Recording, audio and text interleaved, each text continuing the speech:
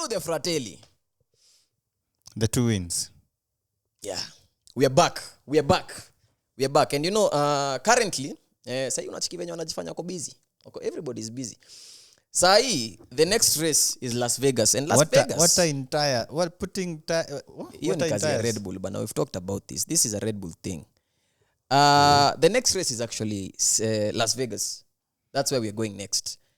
Vegas is predicted to be a very, very, very, very, very good track for Ferraris. What's making it a Ferrari track? It's a low down for track number 1. Who won in Baku by the McLaren. But walikuwa na maneno zina happen pale kwa rear wing. So okay. They're going to kind of, but Ferrari are predicted to be really, really strong Because it's a low down for track. at Vegas. And unajua hiyo Ferrari kwa zile straights bana. We have the power. We got the power. I don't buy it. Max is winning. Hey, you don't buy it. In Las But Vegas. remember, Max is winning in Las Vegas. when we talked about this, I was talking about Singapore. And I was looking forward to Singapore because Singapore is another low down for track. And we know Ferrari. You have swapped Singapore with Las Vegas. No, Singapore, the problem with Singapore is the qualifying. It just messed up kidogo pale qualifying. That's why you're swapping and your the cars expectation on Singapore in Las Vegas. I'm not swapping. I expected. See, I talked about this early in the season. There are 2 places tunaenda kill people. I talked about Singapore and Vegas. But in Singapore it didn't happen. It didn't happen because of hiyo mambo ya kuweka maji kwa tire.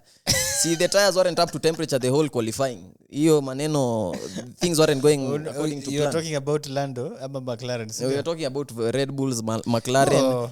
These people Red Bull are the one who things. brought this thing into the limelight. Yeah. No. They are the ones who have been doing it. They said we were doing it and we suspect other teams are doing it. What? Kitambo. Not even this season. We were doing it. They said Kwanza waliona gari ya Lando Brazil. They said, wakasema, hey, we've seen water. They said the people that used to do it in Red Bull, they are in other teams, and now. So context to the listeners. Wait. As in, is there someone from Red Bull on record who said that we used to do it and someone is doing it? Yeah. Because to me, it was just like a rumor or something. No. It is rumor. It's rumor. See, rumor. What happened? Okay, in Pitboard we can call it as facts, but in actual No. No, it's not a rumor. I'm telling you what happened. Kuna eyewitnesses, some engineers walisema waliona. They saw. But it is not the eyewitness who was speaking. But my question is, It's not the eyewitness. engineer, protecting the It is engineer. not I have the a eyewitness question. speaking saying I saw. I have a question. What is your question? Aren't the tires like a standard Pressurized na vitu kaizo. Yes. the pressure is not standard. You're just told don't go. There's a minimum. Maximum. There's a cap. No, there's a minimum. You can't go below. It's usually, it depends, 22, 23 PSI. Sindio, kuna cap tu yani. You can when adding pressure. Like Ferrari did that during the red flag. Ferrari tena. So we're talking about Ferrari. And those tires, Wanatafutia makosa.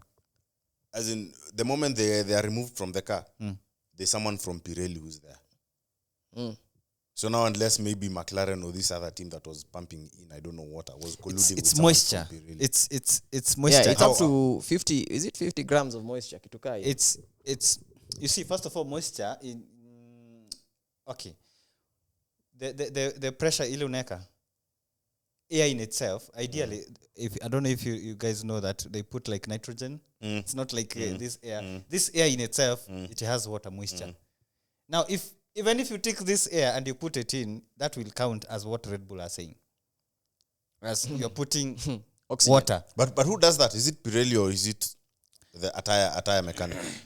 You can adjust the pressures. Like we saw Ferrari adjust the pressures during the red flag of their tires. I also saw Mercedes playing around with. Yeah. So that is where people are saying they might be okay. They're not saying they saw it. What happened is that it doesn't make sense. It doesn't make sense for how, especially in Singapore, how McLaren, their tires were not overheating. It didn't make sense to Red Bull. So they started fishing, like, what could they do?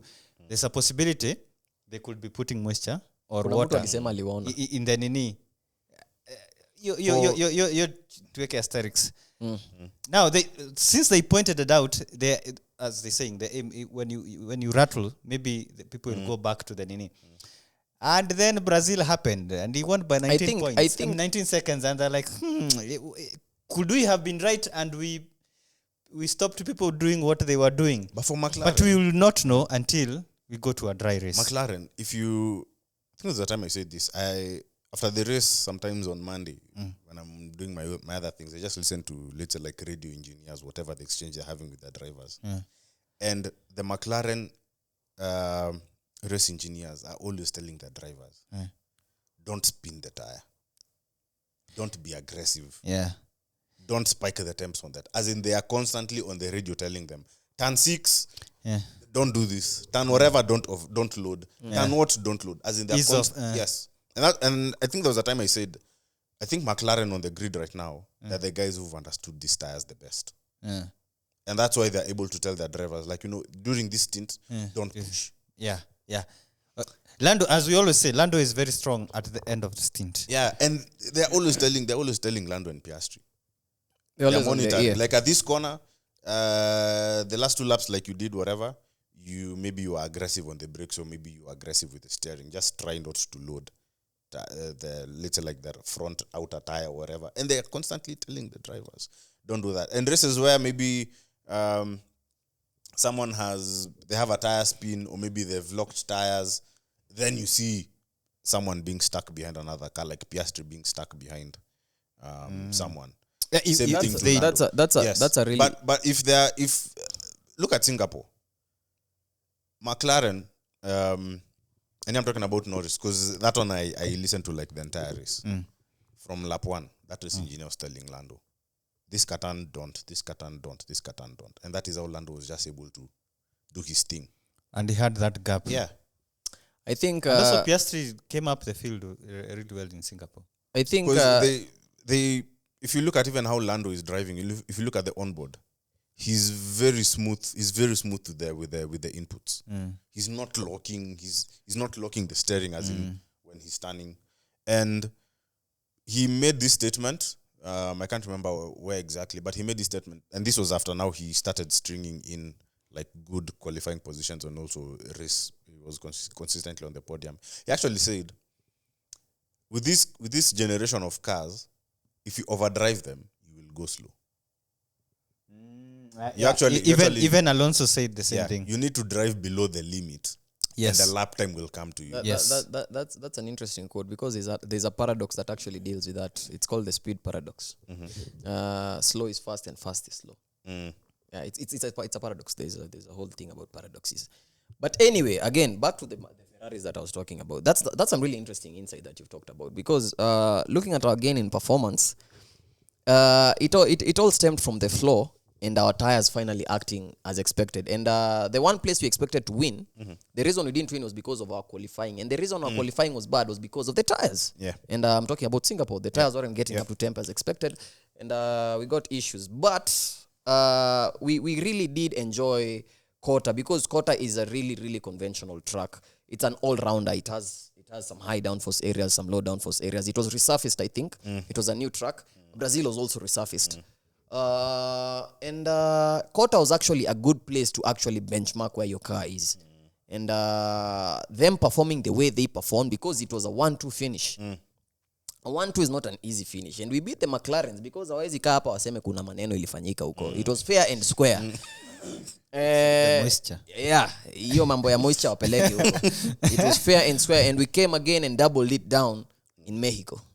We came and Sainz and this came after Sainz actually manifested his win. Sainz was like, listen, I just need one more win, one more win. And I think it was like a farewell win for him. Is that why he checked out in Interlagos? I already got my really win. checking out. He had a stink at Brazil. Not and it costed us points. Did he even receive airtime on screen?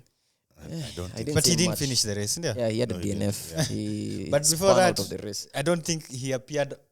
He had even a single frame on TV. But Sainz is locked in. I will say Sainz is locked in. I think Sainz and Charles are really looking forward to getting that car constructors championship because that will be the first domino to fall to bring Ferrari back on top. Because I think this is the longest drought Ferrari have had. Like it's even longer than the 80s one. 1970 to 80 something.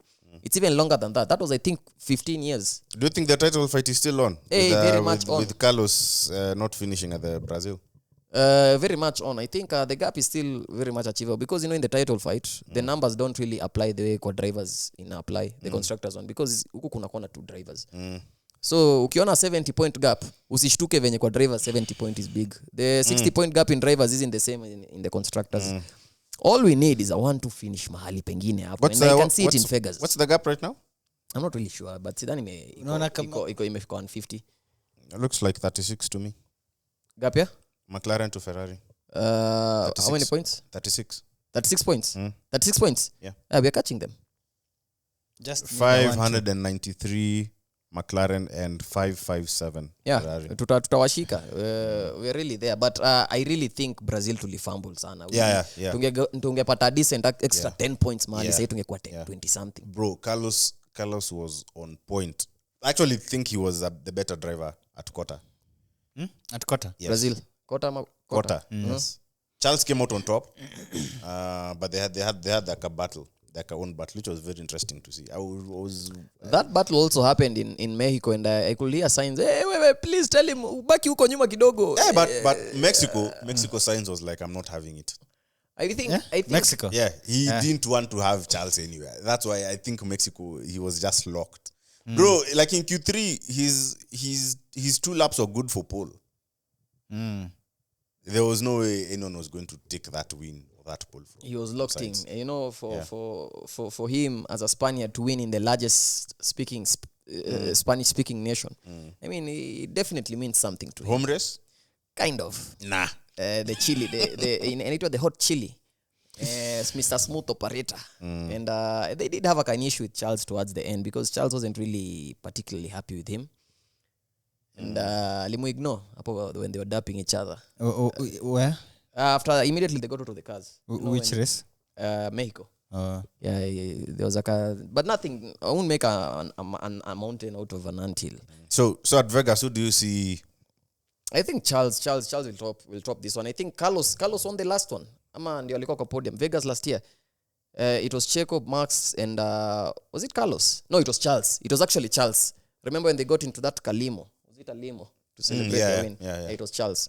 So I also see Charles doing again a really good performance in Vegas. I think there's one more win for Carlos somewhere. Well, Carlos ndio kidogo akuwa impaled by that the sucking of that thing last year. But that manhole cover. Yeah, that manhole cover. There's still one win for Sainz. Because think of, okay.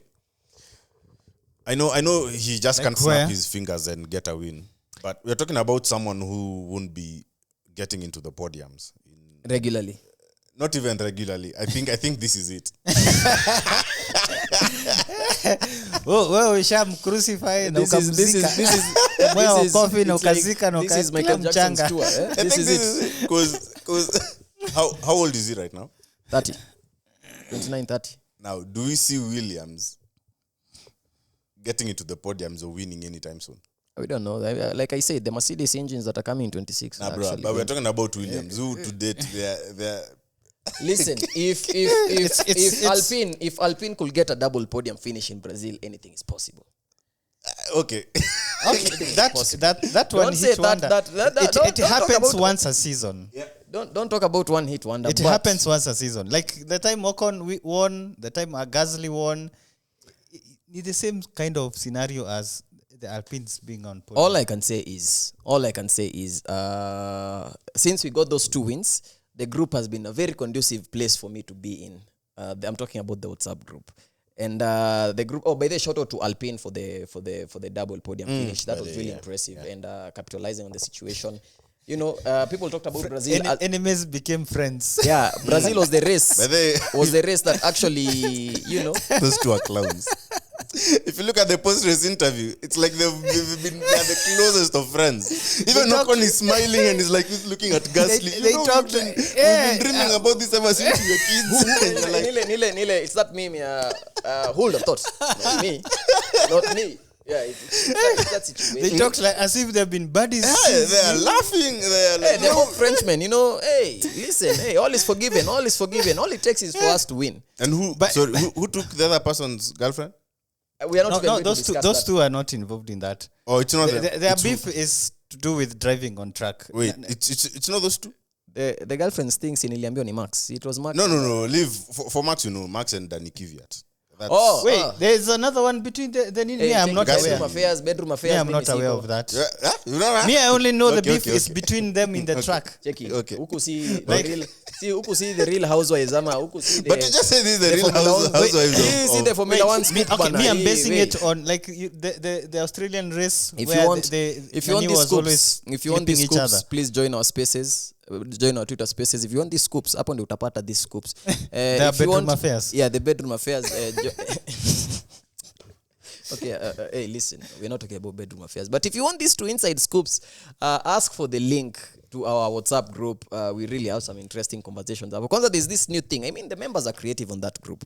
There's this new thing. When the team wins, like now Max, niliona it's just because they couldn't pin it. Ningekuwa Ferrari na pin hiyo anthem hapo juu. Mtu akiingia kwa group anaona tu a record hapo kuchezwa. Akifinya tu hiyo record anasikia the Italian anthem hapo. And that was really creative. There's some guy after Max won, alituma an audio. I don't remember who it was. Alituma audio. And I'm there like, who's sending an audio? Maybe I'm they're in a pinning club it. or something, or they're saying something interesting. And I play it and I'm hearing the I'm Dutch pinning it. anthem. I'm pinning it. And I'm like, now listen, that is really creative. And najua nimepea groups zingine some game here, but it's okay. So anyway, if you want to join, ask for the link. Comment down below. Do you guys have a driver team and Melon of the triple header?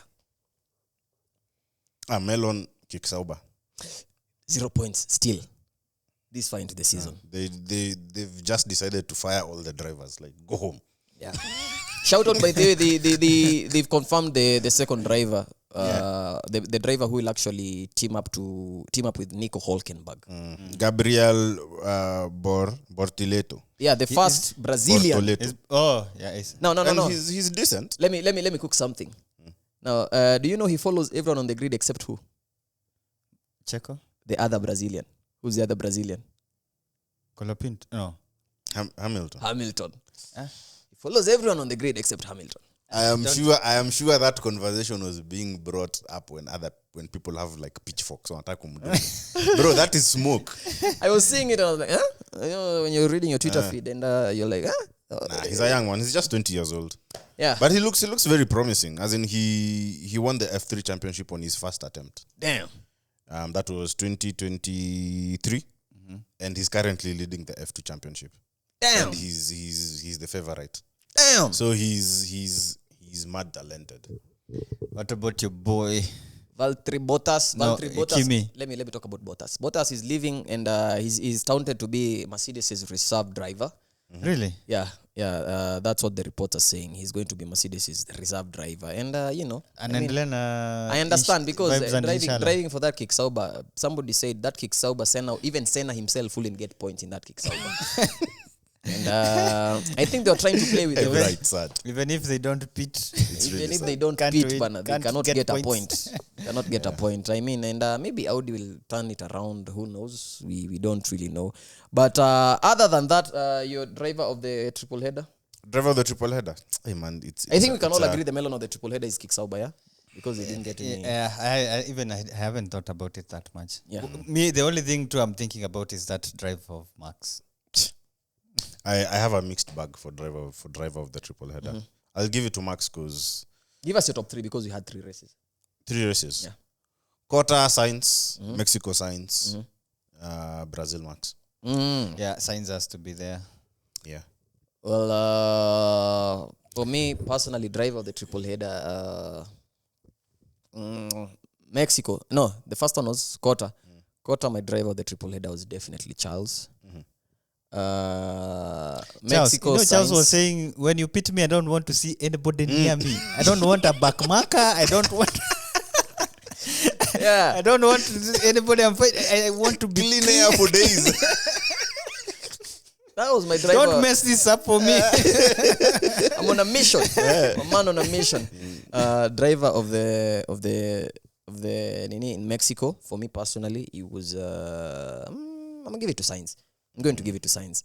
Then in Brazil, The overtake on Max, Sama? not really. He actually handled the whole situation properly, mature. And Yeah, he actually saw the points home. Yeah, He made sure he saw home the way he points. handled it, like that first turn, you see, when you're going against somebody like Max, Yeah. he did not like try to fight.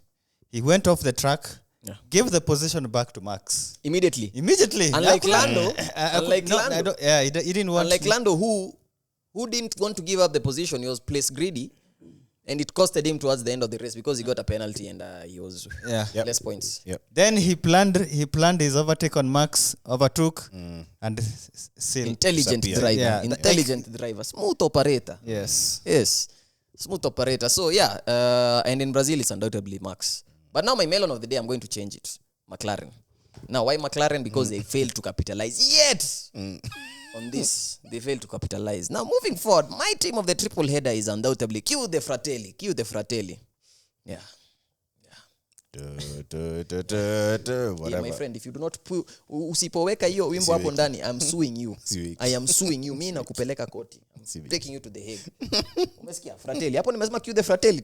Nitafute, call me. Niambie Fratelli kwa wapi. I want to shed some light on McLaren. Like when I see them and the situation they are in, especially when it comes to making decision, and like they are trying to get points. They want to finish ahead, but still at the same time they are playing.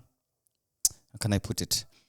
Like when they decided to pit Lando, I think they pitted the same lap as George. Yep, same lap. Like do the opposite. Okay. Anyway, when you're trying to win a championship, I think you should be like on top of your game, because for McLaren they have what has been happening. First of all, I noticed after George won, is it okay? He didn't win. He was disqualified in Spa, doing one stop. Even races which we are expecting for a 2-stop, everybody now was doing 1-stop. Yeah, so it's like this is what is expected. McLaren saying this is what we are going to do. If rain comes, this is what is expected. That is what they do. But you have to realize, to get those exceptional wins, like for Russell in or for Max, is not doing the normal things. Sometimes it's counterintuitive, and maybe you are afraid that imagine if they didn't pit and something maybe happened, you'd say, look what you did, you could have pitted. They're not willing. They're not assertive enough in their decision. Yes, they're not willing to take even a small risk. Yeah. Because if they mess it, they know the whole fan base is going to come at them. Oh, you guys, you always bottle it up. Yeah. You should have done this. So but, you are in a situation, like, just put yourself in that situation whereby, like, you have the fastest car, you're leading the championship. Any move that you do, somebody will come and tear that decision apart. Listen, heavy. It's a place where you can put. I can tell you, if you put Ispokua, Red Bull, and maybe Mercedes, any other team will put them in that position. And you talked about it a few weeks back, mkisema story ya experience na vitu kaizo. But again, listen, heavy is the head that wears the crown. If you're in that position, what crown? They are currently leading the championship, but we're coming for it, man. 36 points. It's doable, man. We're coming for it, man. So anyway, that's been us from the Pitboard discussions. I've been your boy, the host himself, Ace, the trouble man. Twice as nice, smooth as ice. Never had a bad day in my life. You saw what happened in the triple header. We won 2 of them. Now, and to my right, troublesome done. Less troublesome. We are back. He's not back. With one last win before the end of the year. They're not back. And to my left, the statman himself. Yeah, Mushiri. And we are winning. Okay, 3 races remaining. Yep. Yeah. Max is taking 2 of them. We can wager this. We can wager 2 this. Of those. I know we are not getting another McLaren win for the rest of the year. I can wager that. I can wager that. I know Qatar, they're going to be specifically strong, but I know we're not getting another McLaren win. Maybe I'm jinxing it. I don't know. But your championship, we are ending that 16-year drought. Qatar, they might be a menace. Sinon mesema Qatar, they're looking really impressive. But I know they're not going to win. To high speed. I'm telling you, if that moisture thing is true. Listen, Max atarudi back to winning with 19 seconds. Yeah. the moment your championship itaenda in Vegas, wajua it's mathematically impossible for Lando to win it. Si ungoje uone venye watafumble hapo next na hiyo next. Watakuwa tumechoka nayo, and it will be what it will be. But I would want Zach to get something out of this because he's worked really hard at McLaren, but because of Lando and the rest, no one deserves anything. You have to fight for it, man. We know this you is have- a competitive sport. Oh, speaking of spoiler alert, we do have something in the works. Ulisema FIA declassified. We have FIA declassified in the works with a boy Dan here. I yeah. thought he's He's leading that operation. Anyway, listen. To our listeners and our watchers wherever you are, hit the like button, comment, engage with us on Twitter, socials, like the reels, share them around. If you have Formula 1 friends and you know they're still not on game, they still don't know what the Pitboard discussions is, put them on to game. Ask them to subscribe. We have 81 subscribers right now. We're trying to get to that 100, that magic number.